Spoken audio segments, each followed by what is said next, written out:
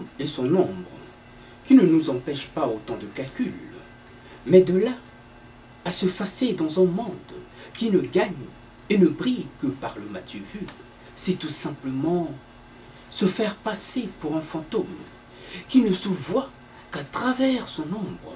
Voilà que le paraître, devenu un véritable code de société, comble de l'idéologie, qui n'en est pas moins que celui de l'ironie.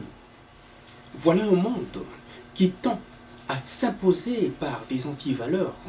Prenons là un virage à 360 degrés qui a de quoi nous laisser pantois, toujours à l'affût du moindre faux pas pour passer à l'offensive.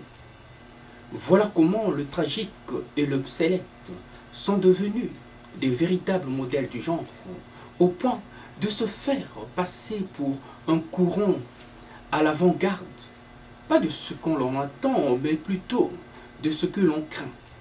Des avant-gardistes d'un monde en déclin, qu'ils accompagnent avec panache à notre triste dépens.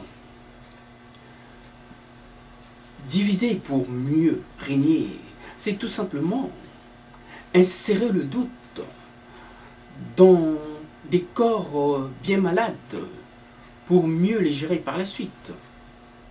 La crise est une vraie pandémie à laquelle aucun économiste n'a su encore véritablement trouver l'antidote. Voilà comment on met le monde en ballottage par une petite incision.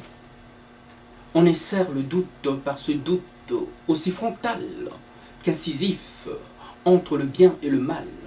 L'argent à tout va et la contre-offensive des valeurs de droit commun, véritable socle de notre société, par quoi nous essayons tant bien que mal de freiner cette hégémonie, par cette prise de conscience qui élève l'homme dans sa quête de spiritualité.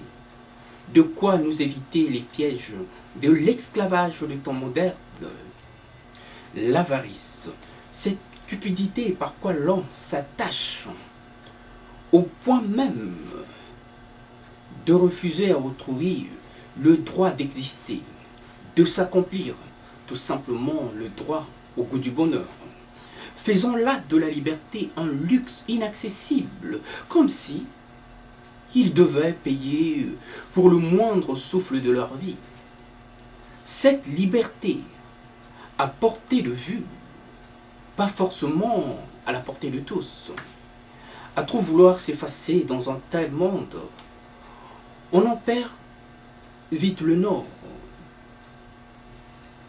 Au vu des enjeux qui s'embriquent les uns sur les autres, aux allures d'un remake du passé.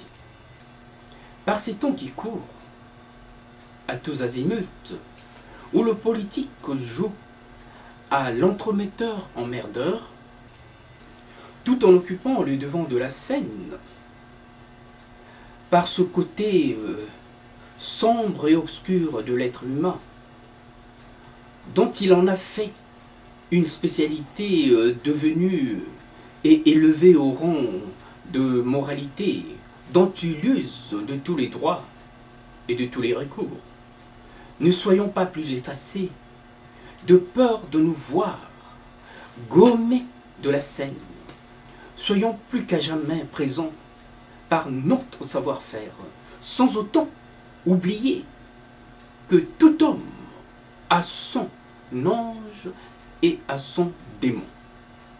L'un le tire en haut et l'autre le tire en bas.